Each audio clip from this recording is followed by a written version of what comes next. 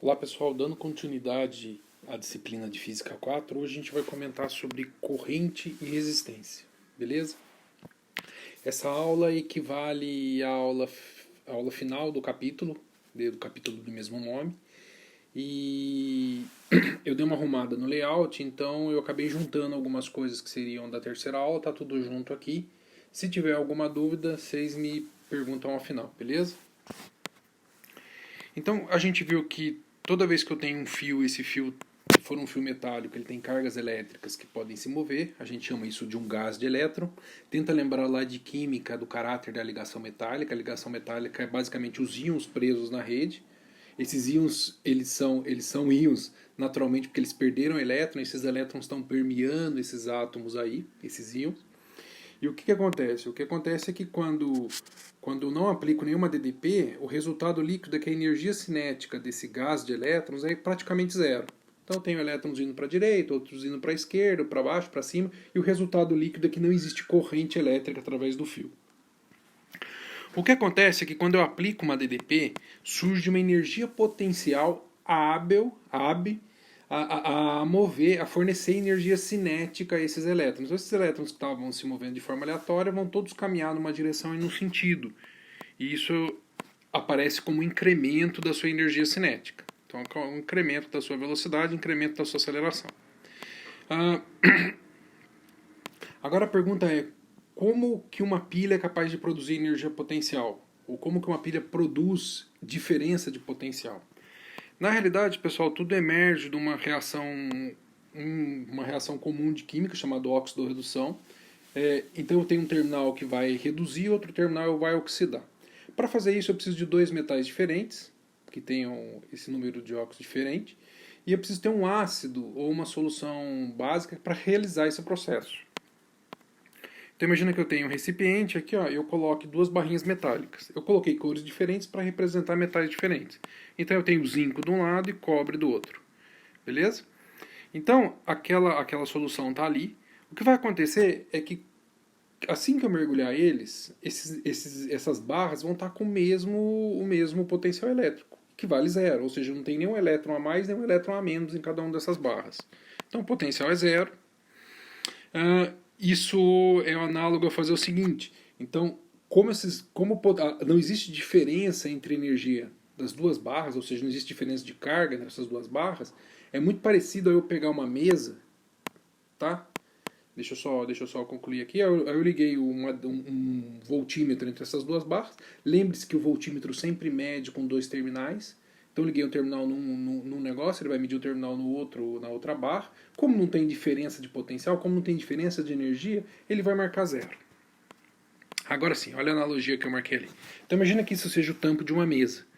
Como os pés da mesa têm a mesma altura, o que vai acontecer é que se eu colocar uma bola em cima, ela não vai girar, ela não vai para nenhum lugar. Por quê? Porque não existe diferença de energia potencial. Pessoal, isso aparece em física na segunda lei da termodinâmica.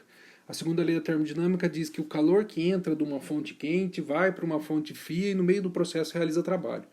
Essa é a descrição formal dela do ponto de vista termodinâmico, mas ela se estende a todo o processo mecânico. Para haver trabalho, eu tenho que ter uma diferença de alguma coisa. Aqui, no caso, diferença de energia potencial.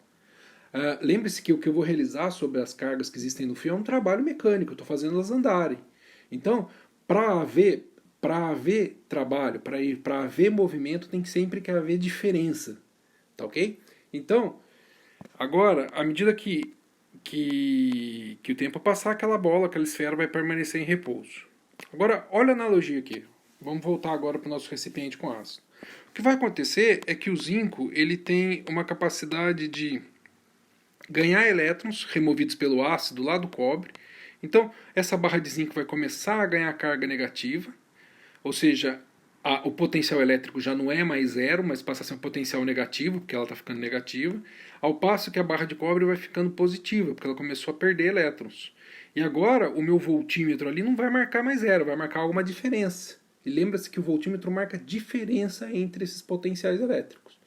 Tá? Então, analogamente, imagina que eu corte agora um pé da mesa por 4. Sobra um quarto do pé da mesa aí. O que vai acontecer é que agora existe uma diferença tá? É uma diferença entre energia potencial. E o resultado líquido é que isso aparece como movimento ali, ou seja, o campo realizando trabalho. Aqui no caso, se eu ligar um fio aqui do terminal do zinco até o terminal do cobre e fechar esse circuito, essas cargas que vão existir no fio, assim que eu fechar aquela chave, vão começar a sofrer a ação de uma energia potencial gerando energia cinética. E isso aparece como corrente elétrica. Beleza? Pessoal, a pilha foi inventada a primeira vez por Alessandro Volta. A estrutura da pilha é muito parecida com isso que eu estou te mostrando aqui. O que ele fez foi basicamente se basear num estudo que Luigi Galvani fez. Luigi Galvani era um biólogo e ele estava dissecando alguns anfíbios para realizar uma aula, e ele observou toda vez que batia um vento e as perninhas desse anfíbio encostavam numa grade que era feito de um metal e o grampo era de outro metal, essas perninhas se mexiam. Ele não sabia o que aconteceu e escreveu isso. Aí o Alessandro Volta vai pegar esse estudo, vai destrinchar um pouco melhor e ele vai ver que eu preciso associar sempre dois metais em uma solução ácida. Tá? Aí ele vai fazer uma pilha, um sanduíche aqui da combinação desses metais, mais a solução ácida, uma gás, um pano embebido em ácido, e o que você vai ter é uma pilha, que é o nome até hoje. E o legal dessa pilha de volta é que ela tem uma voltagem ajustável. Ó. Se eu colocar o terminal no começo e outro no meio ali, eu vou ter uma voltagem. Se eu colocar mais para o final, a voltagem aumenta um pouco. Se eu colocar lá no extremo, a voltagem é máxima. Então eu tenho uma voltagem ajustável. Para a ciência era tudo que eu precisava no início do século XVIII. Beleza? Eu consigo ter uma voltagem ajustável. Para eu ler corrente, mais ou menos naquela época, eu preciso entender o que é corrente, mas isso vai aparecer aqui no próximo slide. Pessoal,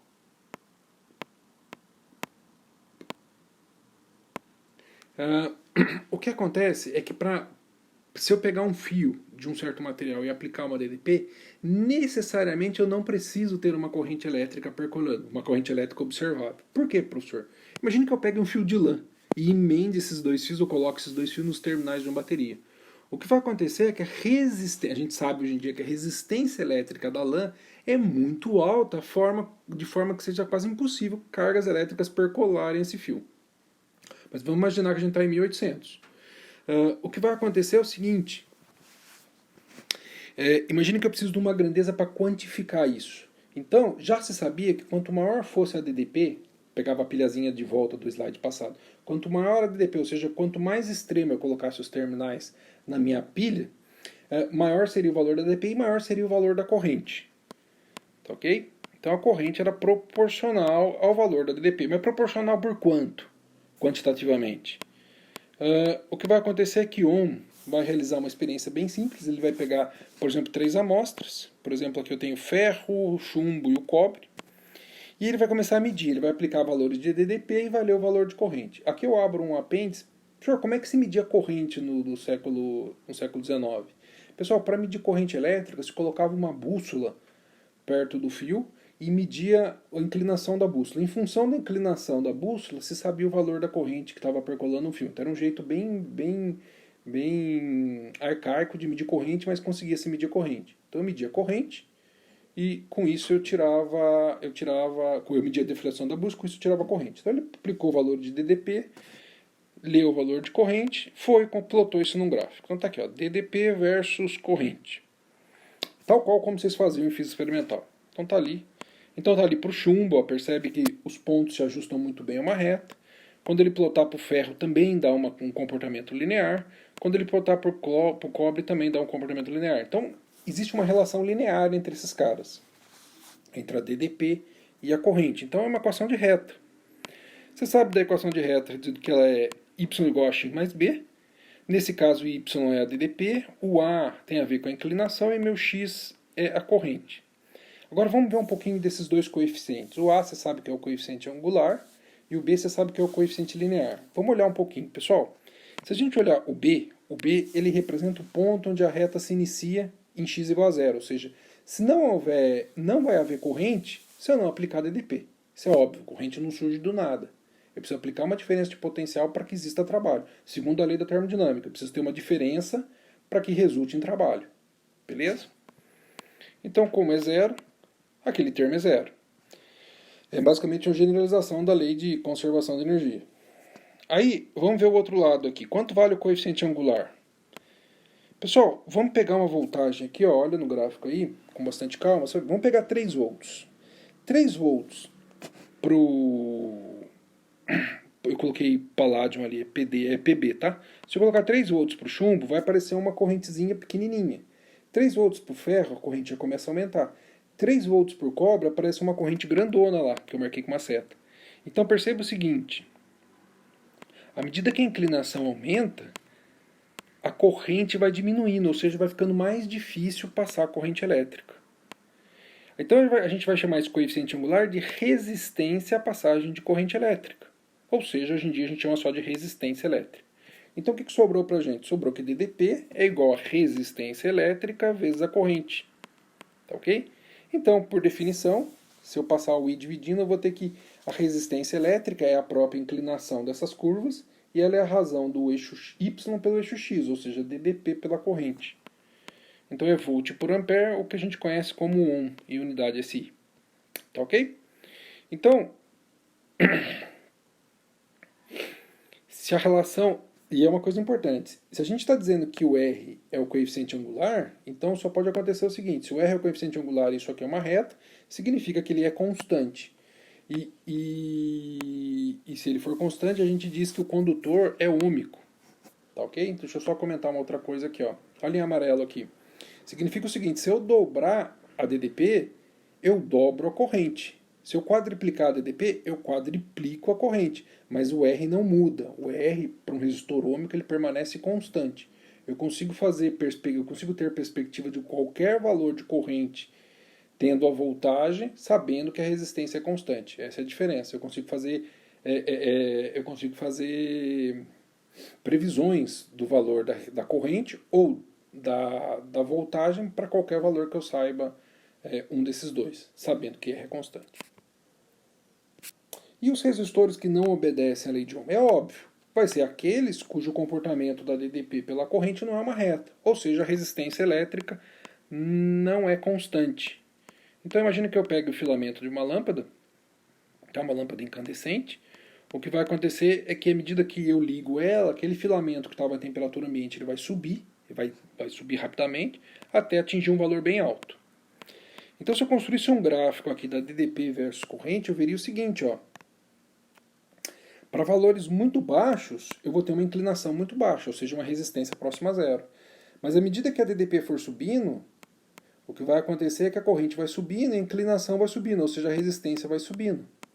Beleza? Então a resistência varia em função da corrente e, consequentemente, da temperatura.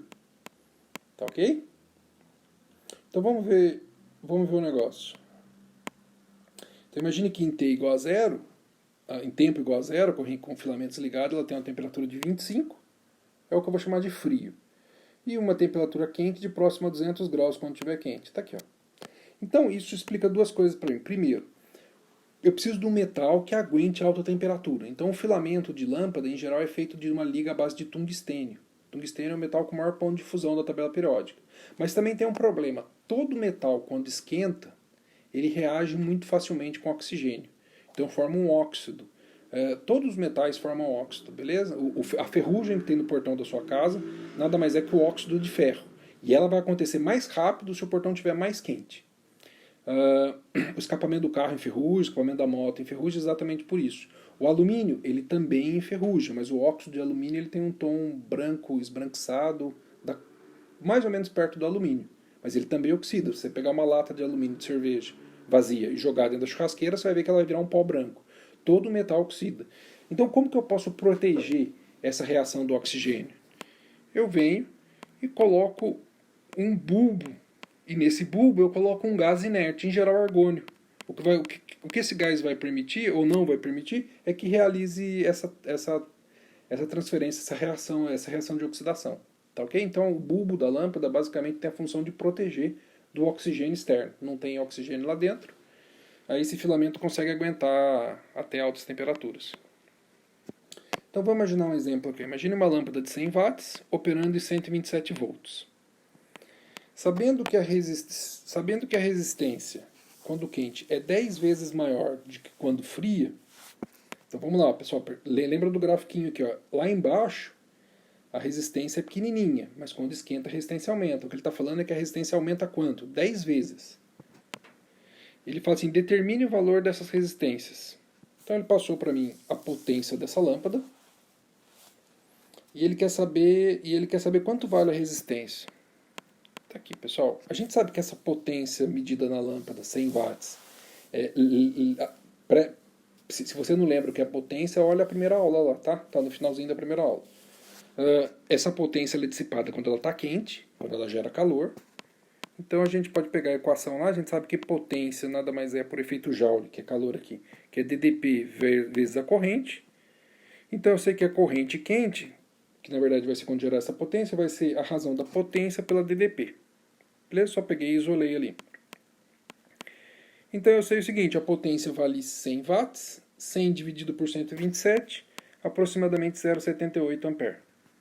Aí eu pego a lei de Ohm, que é dDp por corrente, então vai ficar a resistência quando ela está quente é a dDp, que é 127, dividido pela corrente quente. Está aqui, ó. 127 dividido por 0,78, o que dá 163 ohm. O que importa é esse número aqui. Agora, à medida que ela... Isso é quando ela está quente. Percebe que a resistência é bem alta. É quase um resistor de 200 ohm aí. Agora, quando ela está fria, antes de eu ligar, a resistência é 10 vezes menor que isso. Então, se eu dividir isso por 10, vou ver que a resistência fria é cerca de 16,3 ohm. Beleza? Então, é só para te mostrar que existem resistores cuja resistência varia. E esses são chamados de não ômicos. Então, como que eu posso obter uma relação matemática ou uma expressão matemática que relacione as dimensões de um resistor? Percebam que a lei de Ohm só descreve o valor macroscópico, assim, ó, a corrente que eu medi pela voltagem que eu apliquei. Mas como que isso está ligado com o tamanho do fio? A gente sabe que é muito mais fácil eu passar corrente por um fio curto, ao invés de passar por 15 km de fio. É muito mais fácil eu passar corrente por um fio com diâmetro maior do que passar corrente por um fio fino. Como que essas coisas estão conectadas, ou como que eu posso obter uma expressão? Para fazer isso, a gente vai precisar de dois conceitos aqui, o conceito de campo elétrico e o conceito de densidade de corrente. Então vamos imaginar que a gente tem um fio com um formato arbitrário qualquer aqui, ó, que está ali. Aí eu venho e aplico uma dDp nesse fio. Só dei um zoom no fio ali, coloquei ele como uma cobrinha para você ficar vendo que não precisa ser necessariamente linear. Apliquei uma dDp, o lado positivo está ali, o lado... O que vai acontecer? Assim que eu aplicar essa dDp, essa ponta de baixo do fio vai ficar positiva porque está ligado no terminal positivo. A outra ponta vai ficar negativa porque está no terminal negativo. A gente chama isso de polarizar. Eu vou polarizar o fio. Eu vou criar polos no fio. Então, o que vai acontecer? Imediatamente vai aparecer um campo elétrico. Esse campo elétrico, a gente viu que num fio condutor ele está imediatamente próximo à superfície. Quase que numa linha muito fina, assim, uma espessura muito fina na superfície desse condutor. E esse campo elétrico ele segue o formato do fio. E o interessante é que esse campo elétrico pode ser uniforme, já que todas as linhas são paralelas. O campo elétrico vai seguir o formato do fio se ele fizer uma curva ou assim por diante. Então vamos admitir que o fio seja uniforme. Lá, do capítulo capacitância, dDp, a gente viu que a diferença de potencial é menos a integral do campo vezes dr. Tá? Dr é a distância. Imagina que o fio se estenda aqui, ó, nos limites da minha integração, de 0 até L. Então, se eu pegar o módulo dDp, eu posso pôr positivo. E já que o meu campo elétrico é uniforme, já que eu estou admitindo que ele está sempre paralelo, as linhas estão sempre paralelas, seguindo o fio, esse cara é constante. Então segue para mim o seguinte, ó, eu vou pôr ele para fora da integral e vou resolver a integral. Integral de dr de 0 a L, como eles são paralelos, também sumiu o vetor, ficou assim. Aí ficou que a dDp, o módulo da dDp é igual ao campo vezes o comprimento. Então se eu passar o comprimento dividindo, eu vou ter aquela razão ali. Então o campo elétrico no fio, ele pode ser escrito como a razão da dDp pelo comprimento do fio. Ou seja, quanto mais comprido for o fio, menor é o campo elétrico no fio, e assim por diante. Agora, vamos imaginar a corrente total no fio. Pessoal, você concorda que quando a gente fala de corrente, olha o desenho lá. a corrente que passa no fio é o somatório de todas aquelas cargas que estão passando através do fio. Então eu tenho que fazer uma integral dos elementos de área desse fio até chegar à área total. Então o que acontece? A corrente total num fio é a soma de cada uma das cargas atravessando uma seçãozinha pequena do fio até completar a seção total do fio. Então tá ali o meu desenho azul, então eu posso dizer assim, a corrente total no fio, no condutor, é a integral de 0 até a área total do fio vezes 1J vezes dA. Perceba que esses dois caras são vetores. O J nada mais é que o que a gente chama de densidade de corrente. Então é a integral da densidade de corrente vezes dA. Aí você vai, professor, mas eles são vetores e a corrente é um escalar. De fato é. Só que eles são vetores operando de forma escalar. Eu tenho um produto escalar entre esses caras. Se eu tenho um produto escalar, lembra lá do vetor área? Que o vetor corrente, então, ele vai emergir da onde? De um plano paralelo ao vetor área. Ele é perpendicular à seção do fio. É isso que vocês têm que lembrar, mas deixa que vai aparecer daqui a pouco. Vamos com calma. O que tem a integral aqui? Ó? A integral está dizendo o seguinte, ó, isso é o somatório sobre todos os elementos de carga, ou todos os elementos de corrente que percolam o fio. Onde J é a densidade de corrente. Vai ficar bonitinha a expressão, aguenta aí, não precisa ficar apavorado. Se a distribuição for uniforme, ou seja, se cada pedacinho do fio, da seção do fio, se cada pedolésimo de areazinha do fio for percorrido por um valor médio de corrente igual, esse cara é constante. Aí minha integral fica fácil. Ó. Como J, como a densidade de corrente, ela é constante, ela pode sair da integral, aí eu resolvo essa integral e fica facinho. Ó. Ficou o quê?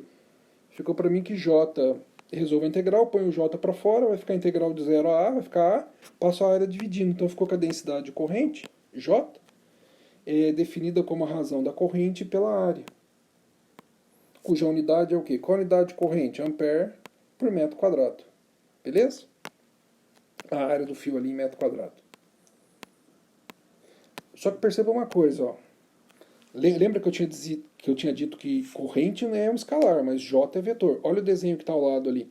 Percebe então que o J ele sempre é paralelo, aliás, ele é sempre perpendicular ao plano da seção transversal do fio. Lá você vai ter que lembrar um pouco de lei de Gauss lá, mas dá para entender aqui, não vai precisar voltar muito. É só guardar isso. A corrente não passa para a superfície do fio. A corrente passa na direção do comprimento do fio. É isso que ele está querendo dizer, não se apavore. Então, vetor normal, a seção transversal do fio. E paralelo ao campo elétrico. Se você reparar, o J ele é paralelo ao campo elétrico aqui que permeia o fio. Tá? Professor, mas ele é paralelo, não devia ser oposto, a gente está falando de elétrons? Pessoal, lembra que a gente adotou no final da última aula o conceito de corrente convencional.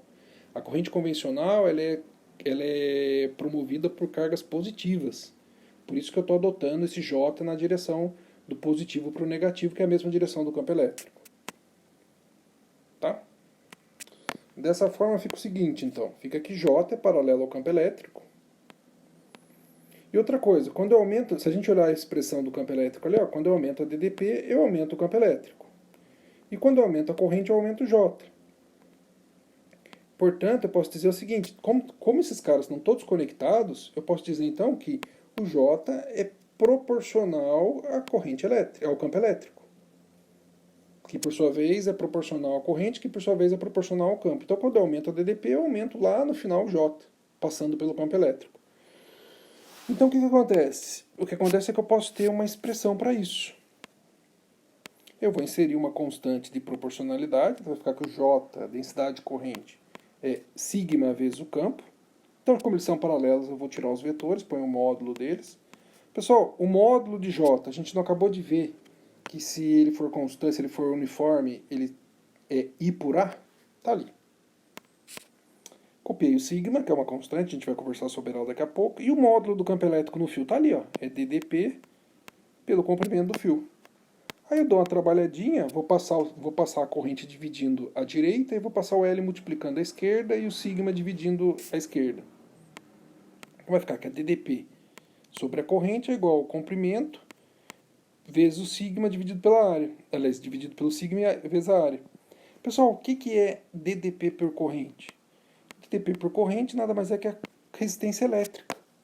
Então dá uma olhada, eu tenho uma expressão agora que relaciona as dimensões do meu condutor, comprimento e área, uma constante embaixo e a resistência. E dá uma olhada nessa constante. Ó. À medida que essa constante aumenta, a resistência cai, porque ela está na parte de baixo, inversamente proporcional. Essa constante a gente chama de condutividade.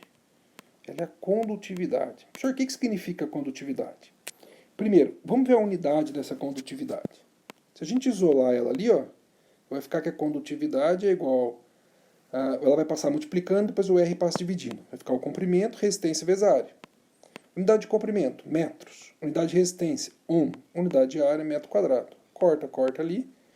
Então, a unidade de condutividade, que a gente já vai conversar, é ohm vezes metro a menos 1. Tá? Vai sobrar ohm vezes metro na parte de baixo, eu pus o menos 1 ali para dizer que está na parte de baixo. Beleza? Então, mas qual o significado dessa condutividade?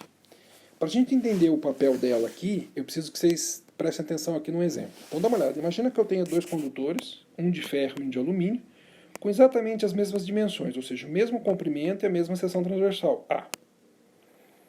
Então eu posso dizer o seguinte, se eu pegar essa barrinha de ferro e ligar um ohmímetro e medir a resistência, e pegar essa barrinha de alumínio e medir a resistência dela, vão dar resistências elétricas diferentes, apesar das dimensões serem iguais. Então, eu posso dizer que a resistência dessa barrinha de ferro é diferente da resistência da barrinha de alumínio. Vamos substituir usando a equação de cima ali, ó. Comprimento por sigma, agora do ferro, vezes a área. É diferente do outro ali, que é do alumínio. Tá? Pessoal, os comprimentos não são iguais? Corta, as áreas não são iguais? Então ficou o seguinte, ó. O sigma do ferro é diferente, da amostra de ferro é diferente do sigma da amostra de alumínio. Ou seja, o sigma, pessoal, ele é característico do material, da propriedade elétrica do material que constitui o condutor. Então é uma característica do material. Beleza? Então, o sigma é uma grandeza que basicamente só depende do material do condutor. A condutividade, guarda isso, a condutividade elétrica só depende do material. A resistência elétrica depende das dimensões mais o material. Beleza? Aí existem umas grandezas que são equivalentes. Vamos discutir um pouquinho agora com calma para você fazer umas relações. Ó. Então, que grandezas em elétricas são equivalentes às outras? Vamos imaginar o seguinte. A gente viu a resistência elétrica. Tá? Aqui eu vou deixar a resistividade elétrica por enquanto, mas vamos ver um exemplo aqui. A gente viu a resistência elétrica. A resistência elétrica ela é a DDP pela corrente. E o que a resistência elétrica mede? Que a gente comentou no começo da aula. Ela mede a dificuldade de passar a corrente. Só que existe uma irmã dela, uma prima dessa unidade, aliás, uma prima dessa grandeza, que mede a facilidade de passar a corrente. Ou seja, quanto maior for a resistência, é mais difícil. Essa outra grandeza, quanto maior for essa grandeza, quanto maior ela for, mais fácil é. Então ela é o inverso da resistência. Ela mede a facilidade. Vocês não devem ter ouvido ela, mas ela existe. Ela chama-se condutância. Então, resistência é análogo à condutância só pelo inverso. Então, como que eu escrevo essa condutância? Essa condutância é o inverso da resistência. Se a resistência é DDP por corrente, a condutância é corrente por DDP. Beleza? Essa é a condutância de um condutor. Perceba então que elas são iguais. Ó. A única coisa é que inverte. Então, se uma é o inverso da outra, eu posso escrever a partir de uma a outra. Só fazendo o inverso. 1 sobre G. Então, a resistência elétrica é 1 sobre a condutância, ou a condutância é 1 sobre a resistência. Dá uma olhada no exemplo. Lembra lá do circuito em série, que você já deve ter visto milhares de vezes? 1 sobre a resistência total do circuito em série é a soma das resistências, né? Lá no circuito em paralelo, 1 sobre a resistência total é igual a 1 sobre a resistência R1 mais 1 sobre a resistência R2. Pessoal, percebem então que no circuito em paralelo o que você está fazendo é somar quem? No circuito em série é a soma das resistências, no circuito em paralelo é a soma das condutâncias. Você já tinha visto essa unidade, essa grandeza, mas você não sabia o que era. Então dá uma olhada aí. G total é igual a G1 mais G2 mais G3 e assim por diante. Então existe uma grandeza que olha pelo lado pelo copo meio cheio e tem outra que olha pelo copo meio vazio. Mas as duas são a mesma coisa, tá? A partir de uma é só fazer um sobre a outra, um sobre ela que eu tiro a outra. E assim por diante. Então, para condutividade elétrica, deixa eu circular aqui que você vai entender o que eu estou querendo dizer. Deixa eu só marcar por que eu escrevi aqui. Para condutividade, eu estou circulando aqui em vermelho, existe também uma irmã dela. Lembra que a condutividade é uma característica do material. Existe a irmã dela que é a resistividade. Então esses caras são pro material. Material. Agora, o que vai acontecer? Só para você ter em mente, quando a gente fala de resistência, a gente está falando do material mais dimensões, tanto resistência quanto condutância. É material mais dimensões, então é a propriedade de um condutor. É isso que tem que guardar. Resistência e condutância é a propriedade de um condutor. Agora, resistividade e condutividade são propriedades do material do condutor. É isso que você tem que ter em mente aí como engenheiro elétrico. Então, vamos aqui então. Vamos falar um pouquinho sobre a resistividade elétrica. A resistividade elétrica, ela aparece do mesmo jeito lá. A gente falou de condutividade, que mede a facilidade. Então pode ver que se ela aumenta, a resistência cai. Ela reflete a facilidade do material, a passagem de corrente do material. Então existe uma análoga a esse, que é a resistividade. A resistividade, ela percebe que a condutividade fica embaixo, a resistividade fica em cima. Se ela aumenta, a resistência aumenta. Então ela mede o quê? Ela mede a dificuldade do material a passagem de corrente. Beleza? Portanto, a gente pode escrever o seguinte: a condutividade é o inverso da resistividade, ou a resistividade é o inverso da condutividade. Como a gente já tinha visto, a unidade da condutividade, né, é ohm vezes metro menos 1. Então, a condutividade é ohm vezes metro. Tá ok? É só uma unidade ao inverso da outra. Então, como é que fica a expressão? A expressão aparece muito nos livros, é essa expressão aqui. Em geral, ela é escrita, apesar da condutividade ser a mesma coisa, mas ela é escrita em função da resistividade. A resistência de um condutor é igual ao comprimento desse condutor pela área vezes a resistividade do material. Essa é chamada lei de Ohm para um condutor de seção constante. Então, bisu, pessoal, então como eu tenho aqui uma propriedade que caracteriza a dificuldade do material, eu consigo separar os materiais em condutores, isolantes ou semicondutores. Então, se você olhar aqui, tem uma tabelinha, percebe que os primeiros ali que eu estou marcando são os metais ou os condutores. Eles têm resistividade menor que 10 a menos 6. Então, pode ver, a prata 10 a menos 8, quase todo mundo aqui tem 10 a menos 8. Tá ok? Esse nicromo é uma liga níquel-cromo. Esse último material aqui, vou circular ele, é a liga do chuveiro da sua casa. Ele tem uma resistência da ordem de 10 a menos 6 aqui, se eu tirar as duas casas. Beleza? Então, isso me define os condutores. Do outro lado, eu tenho os semicondutores, que tem resistência intermediária, de 10 a menos 5 a 10 a quinta. Está aqui o germânio, o silício e assim por diante. E tem os isolantes. Os isolantes, eles têm uma puta resistividade elétrica. Se você observar, a borracha não está aqui, a borracha é 10 a 12. Aí tem o quartzo, que é o vidro, tem a mica, tem o âmbar e assim por diante. Essas são os isolantes. Se você reparar, de 10 a 15 a 10 a menos 8, dão quase mais de 20 ordens de grandeza de um material para o outro, dele deixar ou não passar a corrente elétrica, mantendo as dimensões constantes. Tá? Então, a resistividade elétrica manda muito na propriedade elétrica de um condutor. Então, vamos seguir aqui. Então, vamos ver um exemplo. Esse exemplo aqui é do filamento. Vamos ver, ele fala assim: estime o comprimento. Deixa eu só arrumar aqui. Estime o comprimento de um filamento. Estime o comprimento do filamento de tungstênio. Esse W é o tungstênio, tá? É o material do filamento da lâmpada. Sabendo que sua resistência a 20 graus Celsius é 1,6 ohm e sua espessura 0,01 milímetro. Muito fácil, você sabe que resistência é resistividade vezes o comprimento pela área. Então eu quero achar o comprimento, eu isolo ele, a área passa multiplicando e o ρ vai passar dividindo. Então ficou a resistência ali, que ele falou no enunciado, 1,6, vezes a área. A área vai ser aquilo ali, a espessura, então aquilo ali é o diâmetro. É metade daquilo vezes ao quadrado vezes π. Tá ali. Então estou passando milímetro para metro também, estou levando ao quadrado. Então a parte de cima aqui é a área. E a parte de baixo, eu vou na tabelinha que está ali, ó. Tungstênio. Está ali o valor da resistividade. E escrevo ali. A 20 graus Celsius, 5,2. Percebem que o valor da minha tabela coincide com o valor do anunciado. Tá? 20, 20.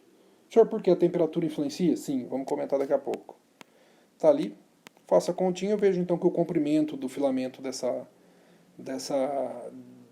lâmpada é da ordem de 2,4 centímetros, tá? Como eu tenho que compactar aquilo tudo dentro do bulbo, aí eles fazem a molinha para o comprimento ficar mais curto. Professor, você acabou de mencionar o seguinte, isso depende da temperatura. Como que aparece a temperatura nisso? Isso é para temperaturas diferentes. O que eu tenho que fazer? Agora vamos conversar um pouco sobre os fatores que influenciam na resistividade. Beleza? Pessoal, o primeiro deles, a resistividade ou condutividade depende do material. Tá? E dentro do material eu vou ter respostas diferentes a essas coisas. A primeira delas é a temperatura, a segunda delas são as impurezas ou os defeitos, e a terceira delas são campos externos. Então campos eletromagnéticos, luz, campo elétrico, campo magnético e assim por diante. Tá? Vamos falar um pouquinho sobre temperatura. Pessoal, como que a temperatura afeta alguma coisa? A diferença entre você pegar um copo de água a 20 graus Celsius e pegar um copo de água a 90 é basicamente a velocidade média das moléculas desse líquido aí. Como a gente está falando em estado líquido, basicamente eu tenho uma ligação muito fraca entre as moléculas que formam a água, tá? O que vai acontecer é que elas estão com uma energia cinética ali, e a temperatura nada mais é que a soma ou a média da energia cinética daquelas moléculas. Toda vez que eu falo de um gás ou de um líquido é muito fácil enxergar. Só para você ter uma ideia, a 300 Kelvin, a temperatura ambiente, eu tenho moléculas dentro da sala de aula viajando perto de 1.500 km por hora. Ao passo que eu tenho moléculas que estão quase paradas. Então é uma média das velocidades ali. Isso fica fácil de ver ou de imaginar num gás. Agora num sólido é um pouco diferente. Com um material sólido, estado sólido. Que num sólido o que acontece é o seguinte. Cada átomo está mais ou menos próximo do outro fazendo uma ligação química.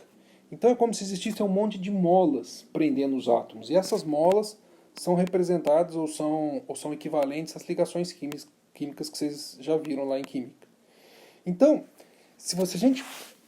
para uma mola ideal, se a gente construísse um gráfico da energia potencial pela separação, você veria isso aqui, ó, tá? Uma parábola. Senhor, por que uma parábola? Porque se você pegar a equação de energia potencial de uma mola, você vai ver que ela é meio de kx quadrado, onde x, ou na verdade meio de kr ao quadrado, tá? O r aqui seria a separação. Em geral a gente usa x. Então, o que vai acontecer? Você tem uma parábola aqui, que é descrita por aquela função, e ela é simétrica. Tá? O que significa ser simétrica? Significa que a posição do meio ali, o meio em que esse cara está oscilando, vai ser sempre uma linha média que está ali. Então, em tese, eles não mudariam de posição. Dá uma olhada no que eu estou querendo comparar aqui. Agora, vamos imaginar o seguinte. Ó. Imagine que eu pegue esse sólido lá no zero absoluto, muito próximo do zero absoluto, e eu vejo que eles estão naquelas posições. A gente chama de posições de equilíbrio. Então, lá perto do zero Kelvin, tá? Mas à medida que eu vou aumentando a temperatura, essas moléculas, melhor, esses átomos vão estar vibrando. Então eles podem ir para cima e para baixo, para a direita, para a esquerda, para frente e para trás. Então eles vão estar vibrando e isso representa a temperatura de alguma coisa. Agora, em temperatura ambiente, os átomos eles vão oscilar em torno da posição de equilíbrio. Professor, mas como que eu consigo ver isso? Dá para ver? Não, você não consegue ver, mas você consegue analisar a resposta disso macroscopicamente. Quer ver o negócio? Lembra que eu mencionei que numa mola é uma parábola perfeita, curva de energia potencial? Num sólido, não. Numa ligação química, não é uma parábola perfeita, é uma parábola meio que deformada. Ela tem o braço que fica à direita é um pouco menos inclinado da esquerda. Dá uma olhada nessa curva que eu estou querendo te mostrar aqui. Ó. Então, o que acontece? Imagina que eu coloque as temperaturas aqui, que vão representar as vibrações. Lá no zero Kelvin, deixa eu só voltar um tiquinho. Lá no zero Kelvin ele está parado. Mas quando eu subir para 100 Kelvin, ele vai estar oscilando naquela linha ali de 100 Kelvin, ou seja, ele vai um pouquinho para a direita, um pouquinho para a esquerda, um pouquinho para a direita, um pouquinho para a esquerda. Para 200, ele vai um pouquinho mais para a esquerda, um pouquinho mais para a direita. E a média, percebe que a média não é uma linha perpendicular, como no caso da mola. A média, ela faz uma curvatura, ou seja, a distância aumenta à medida que a temperatura aumenta. A média das distâncias aumenta. Isso aparece para a gente como? Como expansão térmica. Então a gente vê o sólido vibrando, não literalmente o sólido vibrando, mas a expansão térmica é o resultado, apesar dela ser bem sutil, é o resultado dessas vibrações do sólido. Então, por exemplo, eu pus o átomo lá em 300 Kelvin, olha a bolinha branca lá. Ele pode ir tanto para a direita quanto para a esquerda. Professor, mas como que isso altera a resistividade? A expansão térmica é ridícula, pessoal, é isso que você tem que ter em mente. A expansão térmica existe, e ela acontece, ela mostra pra gente que os átomos vibram, apesar de estarem ligados, em ligações químicas, mas ela é desprezível. Mas como que isso afeta a resistividade elétrica? Dá uma olhada aqui. Imagina que quando eu pego um material condutor, um metal condutor, você tem os íons e a rede, formando a rede. Você tem os elétrons que tem que passar entre os íons. Normalmente, já lá perto do 0 Kelvin, esses elétrons já bateriam nos átomos. Então eles bateriam nos íons que estão parados aqui, ó, os elétrons são as bolinhas vermelhas. E sofreriam o que a gente chama de espalhamento. Agora você imagina o seguinte, quando você aumenta a temperatura, a vibração desses átomos também aumenta, e vai ficando cada vez mais difícil desses caras passarem sem bater, sem colidir, sem sofrerem espalhamento. Tá? Então essas oscilações aumentam. Portanto, a gente pode dizer o seguinte, a temperatura aumenta, as oscilações aumentam, os espalhamentos aumentam, e o resultado disso que a gente vê macroscopicamente através do oímetro é a resistência elétrica aumentar. A resistividade aumenta.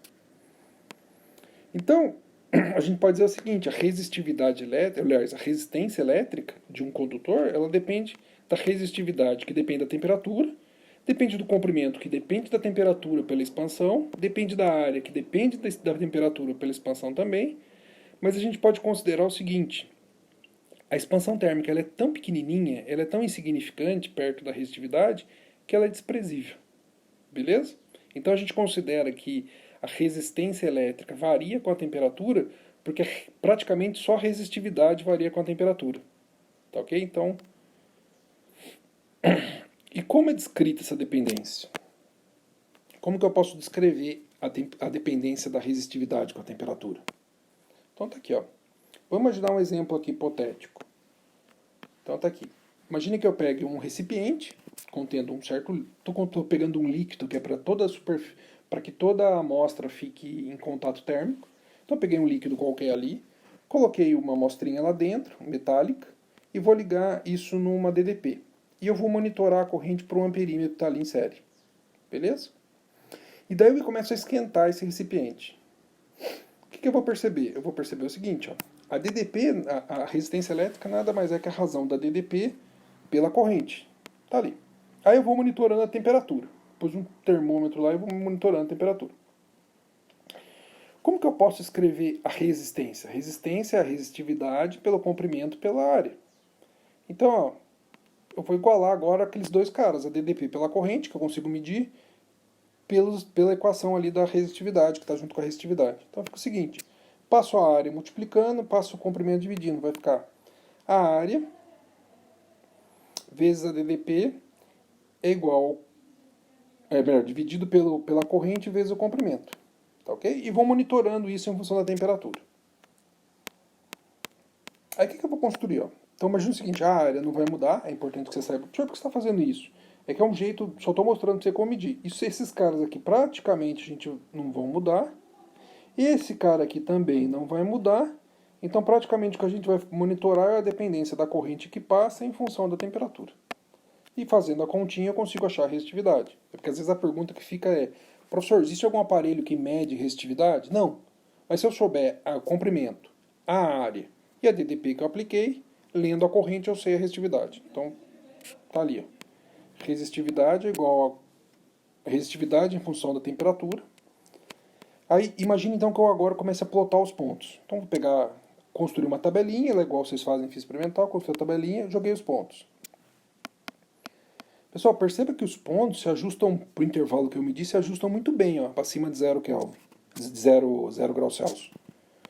Dá um bisu. Então perceba que isso aqui se ajusta a uma reta. E a inclinação, é importante que você tenha isso em mente, a inclinação dessa reta vai depender do material que eu estou trabalhando.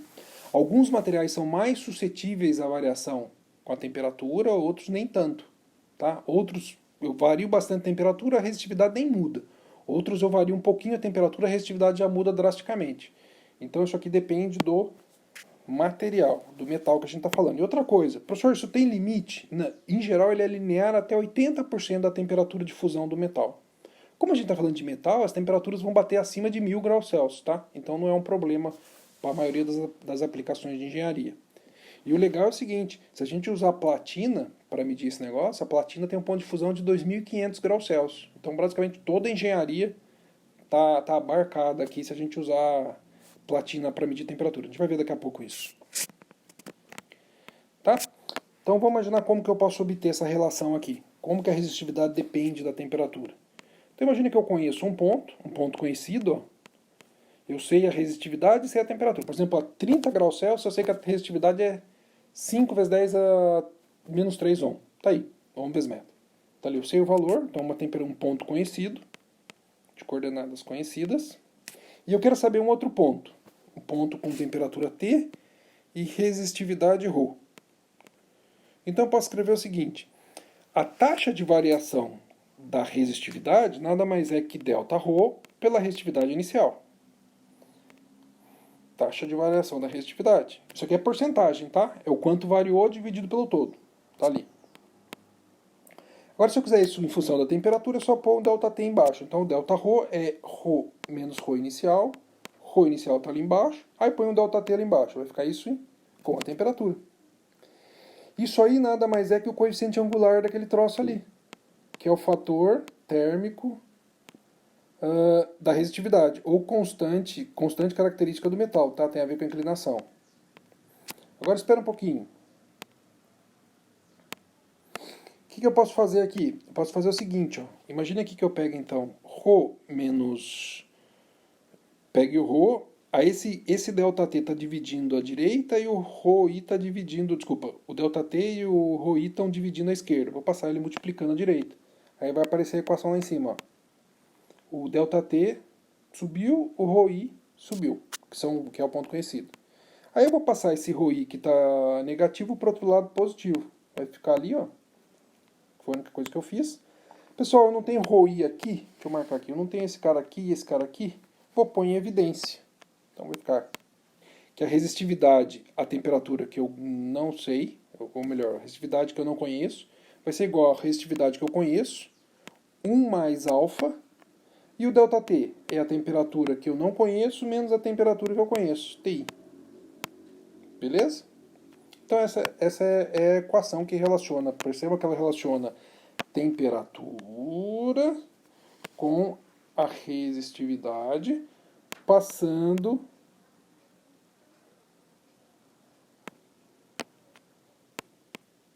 por quem? Passando pelo material do fio. Ó. Esse termo aqui depende do material que o fio é feito. Aí aqui embaixo eu voltei a anotar o seguinte. Professor, e a unidade desse alfa? Esse alfa, se a gente pegar e isolar ali... Pessoal, dá um bisu na equação aqui que eu estou marcando. Ó. Vou fazer um asterisco aqui para você saber onde eu estou falando. Se a gente pegar resistividade, não é ohm vezes metro? Então, ohm vezes metro. Embaixo tem uma resistividade, então ohm vezes metro. E tem um ΔT graus Celsius. Corta, corta. Então perceba que a unidade do alfa, do fator térmico da resistividade, é graus Celsius menos 1. Tá ok? Então nas tabelas vão aparecer assim. Professor, que tabelas? Essa tabela aqui, ó. Então dá uma olhada na tabelinha aqui. Se você olhar, a prata tem esse valor, todos eles aqui são medidos em graus Celsius menos 1, aqui é a unidade. E aqui está o valor. Para cada metal você tem um valor diferente, você tem uma dependência com a temperatura que altera o valor da resistividade. Então vamos ver um exemplo aqui. Vocês adoram exemplo, e o exemplo eu acho que vai ilustrar bastante. Então, bisu. Sabemos que a corrente elétrica que percola o filamento de uma lâmpada é 10 vezes menor quando quente se comparado com o instante imediatamente após ela ser ligada, 25 graus Celsius. Então é o seguinte, a lâmpada, assim que você liga a lâmpada, a corrente que passa é altíssima, 10 vezes maior do que vai passar depois que ela esquentar. É por isso que na maioria das vezes a lâmpada queima assim que você aperta o botão, porque a corrente é muito alta e derrete o filamento.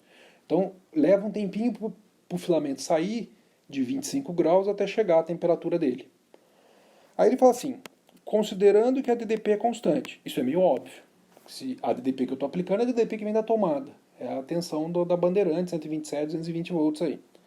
Sabendo que a DDP é constante e a expansão térmica do filamento negligenciável, ou seja, se a gente pegar o termo da resistência, ele só depender basicamente da resistividade em função da temperatura e não do comprimento da área, porque a gente viu que ele é muito pequenininho, ele acontece, mas ele é muito pequenininho, ele pede assim, estime a temperatura final do filamento.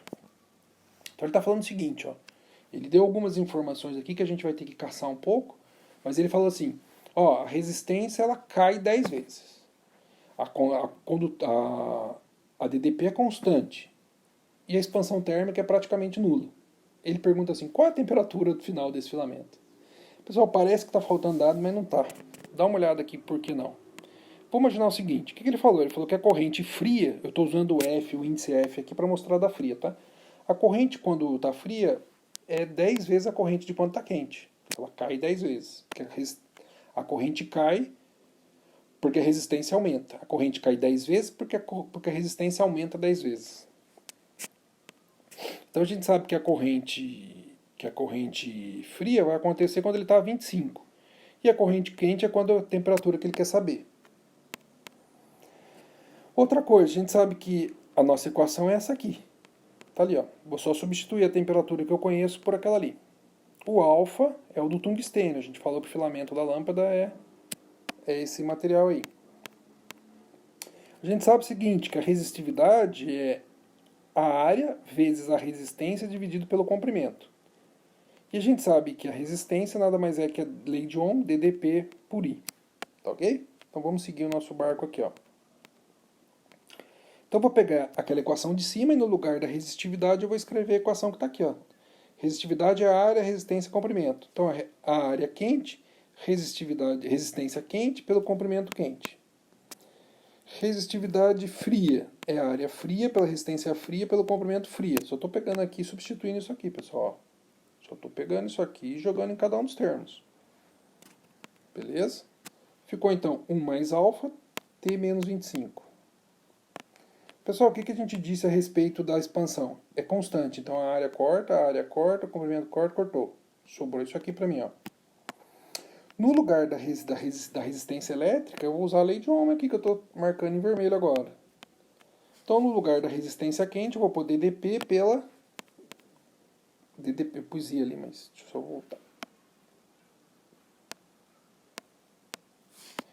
DDP pela corrente quente.